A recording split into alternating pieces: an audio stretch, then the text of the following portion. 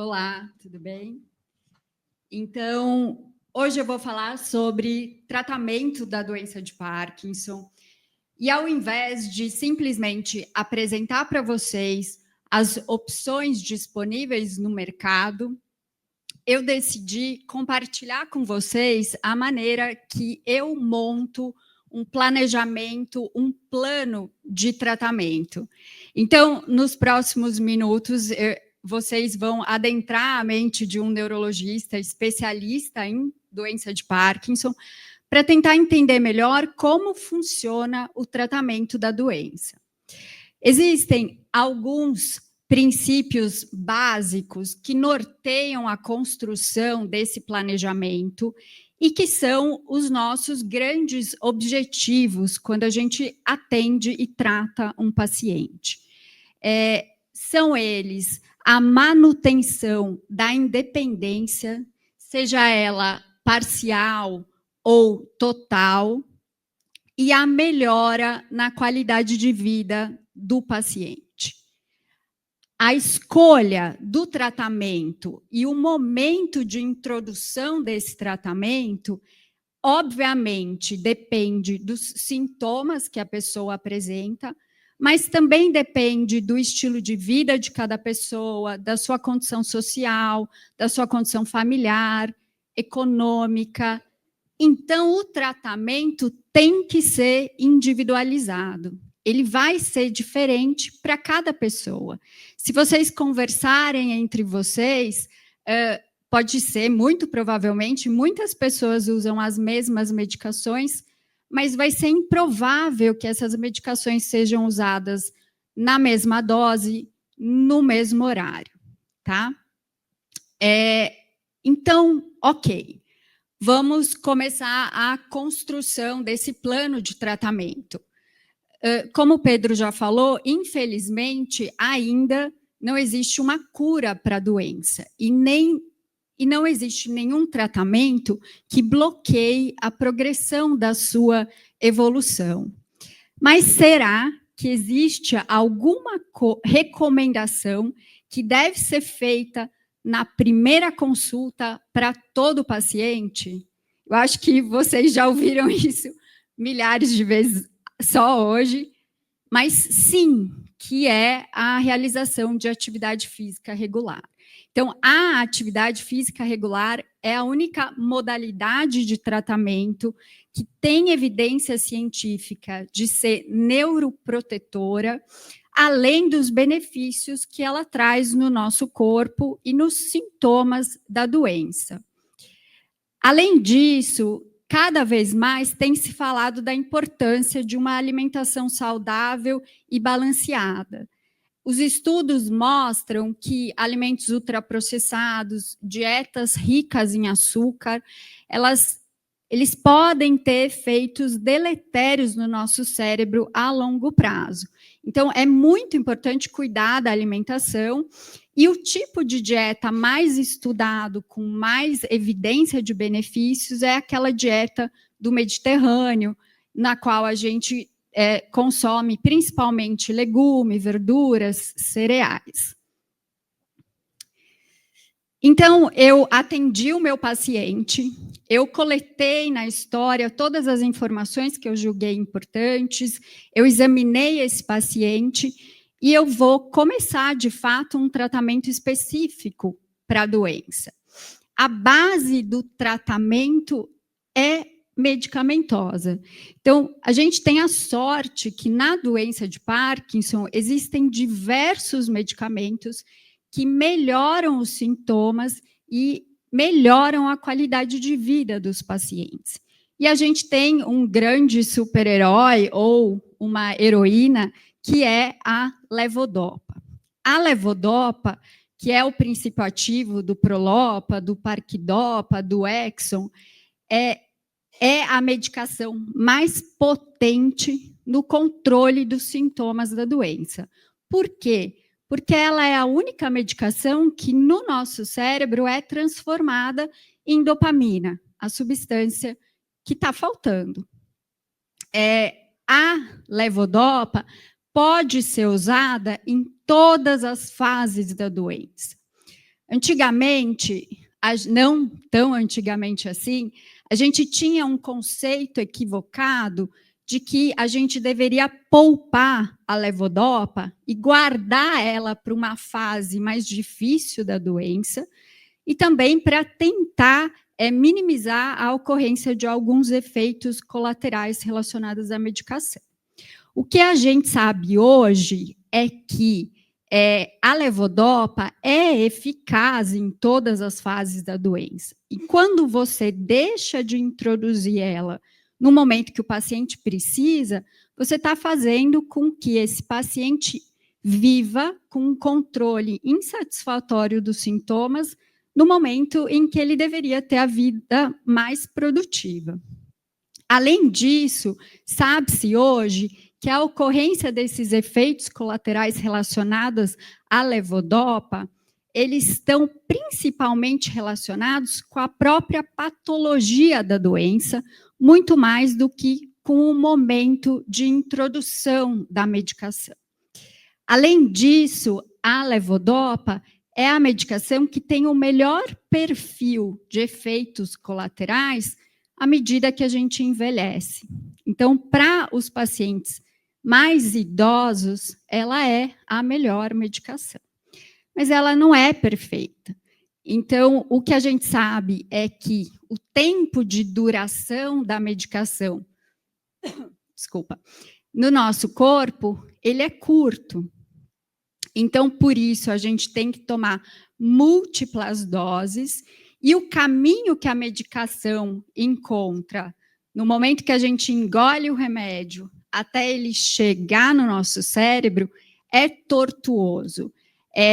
A absorção da medicação ela é afetada obrigada, por dificuldades da deglutição. Ela pode ser afetada por uma lentificação do nosso trânsito intestinal.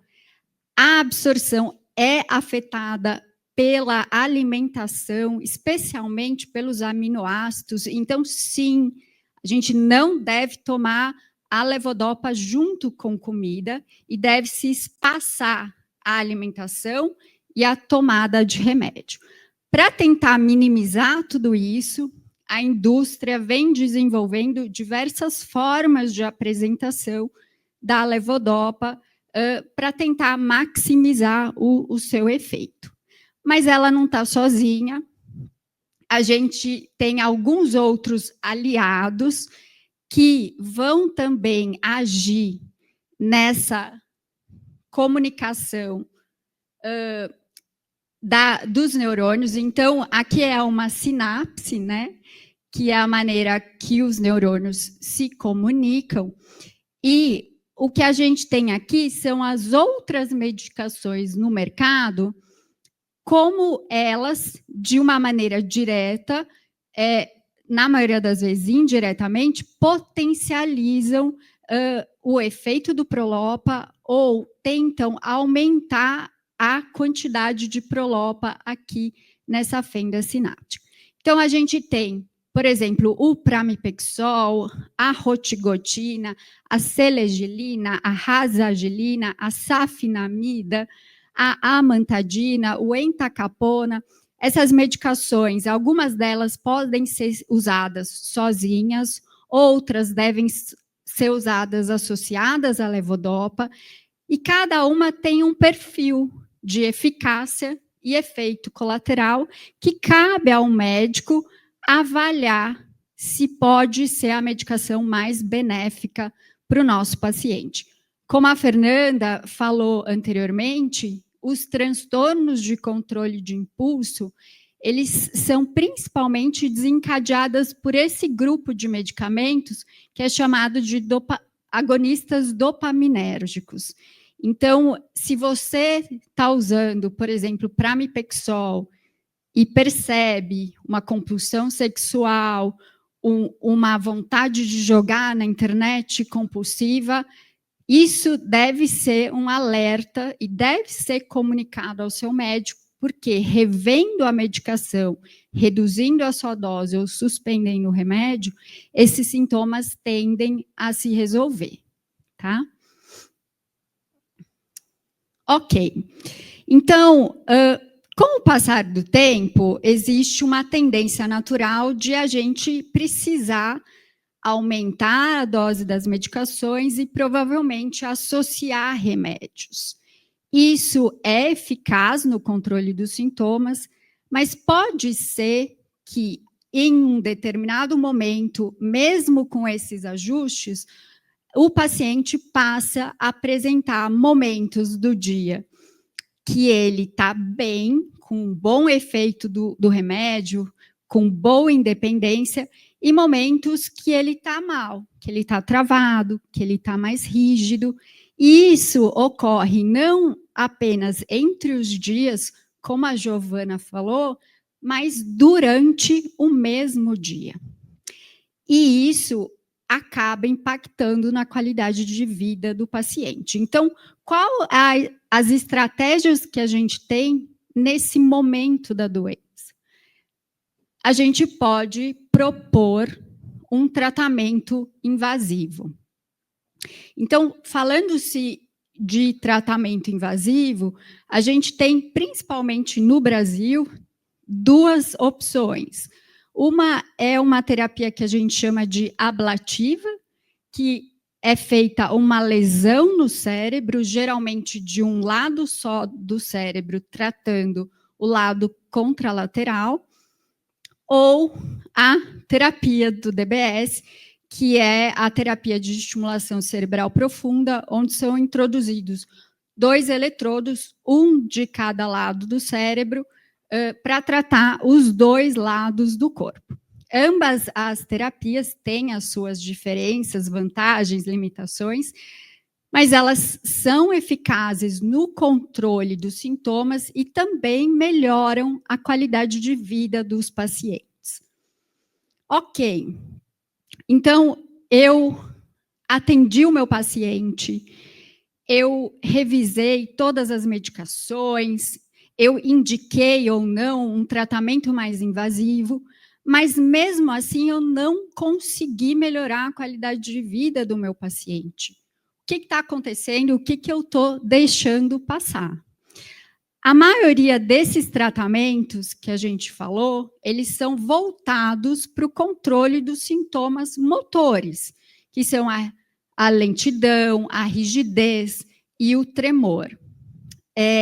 Mas, como já foi falado aqui anteriormente, existe toda uma constelação de sintomas chamados não motores, que em algumas fases da doença tem um impacto na qualidade de vida que é maior do que o dos sintomas motores. Então, é importante que o paciente relate, mas também é importante que o médico pergunte, porque às vezes a pessoa pode nunca associar aquele sintoma à doença de Parkinson. Então, são eles, como a Fê falou, a insônia, a constipação, dor também é um sintoma recorrente, comum na doença de Parkinson. Dessa maneira, a gente tem que também tratar esses sintomas. E alguns deles respondem com a terapia para doença de Parkinson, propriamente dita, outros precisam de medicações ou orientações específicas, tá?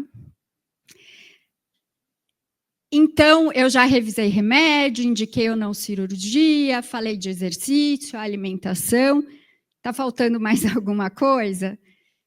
É a reabilitação. Então, a gente tem essa outra caixinha, eu falo que existem 3 pilares ou 3 peças mais importantes no nosso quebra-cabeça, que é medicação, tratamento invasivo e a reabilitação. Então, a Fran vai falar daqui a pouco muito mais, mas a gente tem a fisioterapia e o que os estudos mostram é que quanto antes você começa a fazer fisioterapia, melhor são os resultados. Às vezes a gente fala, eu não preciso, e vai empurrando com a barriga. Mas quando a situação está difícil, o resultado ele acaba sendo menor. Então, é muito importante fazer a fisioterapia, especialmente naqueles casos de paciente mais idosos, com baixa mobilidade, que têm dificuldade de fazer exercício sozinhos. A fisioterapia pode guiar tudo isso. Fonoaudiologia. Então, os pacientes com Parkinson têm uma tendência maior para ter alterações de fala e deglutição. E a questão da deglutição é um problema, porque existe um risco de entalamento. Às vezes você está comendo e a comida entala. E também existe um risco de microaspiração, que é quando a comida ela vai para o pulmão sem a gente perceber tanto, aumentando o risco de infecções, de pneumonia.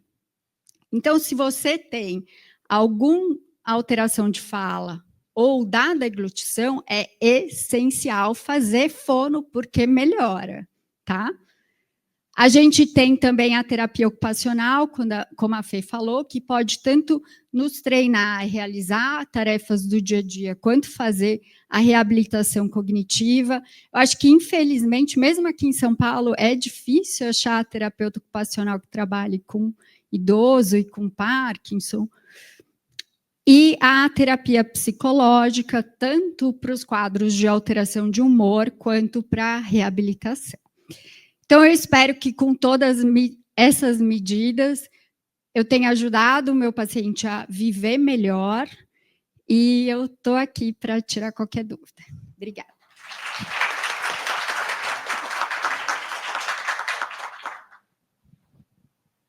Pergunta da plateia. Quem tem Parkinson pode ter mais dores no corpo? E como é essa dor? Qual a característica dessa dor? Então, sim, como eu falei, a presença de dor é mais frequente em quem tem doença de Parkinson. Ela pode ocorrer de várias formas, então vários tipos de dor são descritos na doença. O tipo de dor mais comum é aquele que ocorre no período off, quando a pessoa está mais travada, que ela sente uma contração, uma rigidez, como se fosse uma dor muscular de fato. Então, na maioria dos casos, a dor relacionada à doença de Parkinson melhora com o ajuste do tratamento para a própria doença de Parkinson. É até um marcador que a gente usa.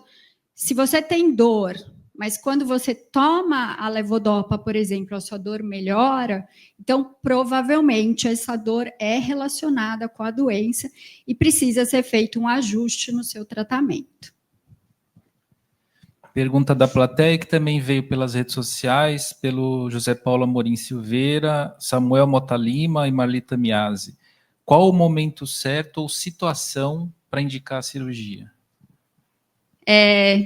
Eu acho que isso o Eric também vai passar melhor, mas o que eu diria é que o grande alerta de que você deve começar a pensar na cirurgia é se a sua qualidade de vida está piorando, mesmo fazendo ajustes no seu tratamento. Então, esse é um momento que a gente deve pensar se vale a pena fazer um tratamento cirúrgico. Hoje em dia, a gente não espera passar o tempo, tenta tudo que existe e vê a vida piorando. A gente tenta indicar a cirurgia no momento que ela começa a piorar, para que consiga manter a qualidade de vida e funcionalidade do paciente. Pergunta das redes também, pela Cecília Pereira de Souza Silva, José Paulo Amorim Silveira. Em quais sintomas o canabidiol pode ajudar? Eu acho que o canabidiol é a grande polêmica, né? Tem muito marketing envolvido. O canabidiol, a sua molécula, ela é promissora, porque a gente tem receptores de canabidiol no nosso cérebro, existem estudos feitos em ratos que mostram benefícios, mas atualmente a gente não tem nenhum estudo clínico para a doença de Parkinson que de fato comprove uma eficácia. Então, acaba sendo uma coisa anedótica, talvez ele seja melhor para os sintomas que a gente chama de não motores, então para sono, para cognição, mas mesmo nessas indicações, a gente tem estudos que falam que ele pode piorar esses sintomas. E um cuidado que deve se ter é que os principais estudos, eles são feitos com aquele canabidiol isolado. Existem alguns canabidióis que são associados com THC, que é a substância psicoativa da maconha. E o THC, numa população mais idosa, está mais relacionado à ocorrência de efeito adverso do que o uso do canabidiol isolado. Pergunta da plateia sobre constipação crônica, se ela também prejudica a resposta à levodopa. Sem dúvida.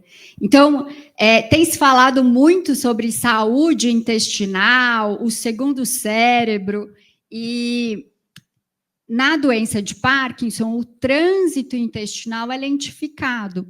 Existem alguns estudos que mostram, eles fizeram raio-x de alguns pacientes e eles conseguiram visualizar os comprimidos inteiros dentro do intestino. Então, sim, a constipação atrapalha a digestão e a absorção da medicação.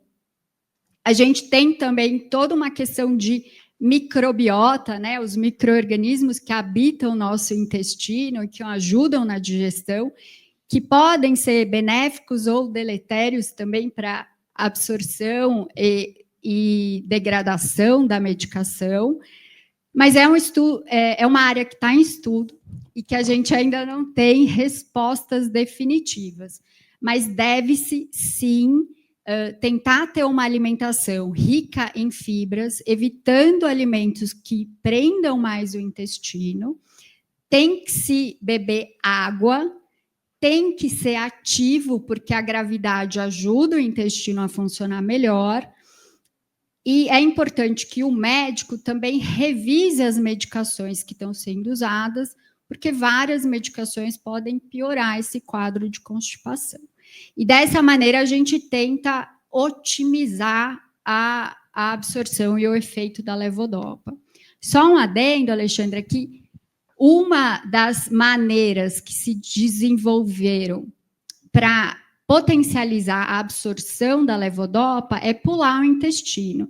Então, existem formulações de levodopa que são subcutâneas. É uma medicação que vai chegar no Brasil nos próximos meses e anos, mas que tenta fazer com que a gente não tenha esse viés. Além, tem uma outra formulação que é um spray nasal, por exemplo, para tentar não ficar tão refém dessa absorção intestinal. Pergunta das redes, pela Fernanda Magalhães. Pessoas com Parkinson podem ter alucinações visuais a ponto de, por exemplo, ver pessoas que não existem? E também se medicações usadas para o Parkinson podem causar alucinação? Muito bom.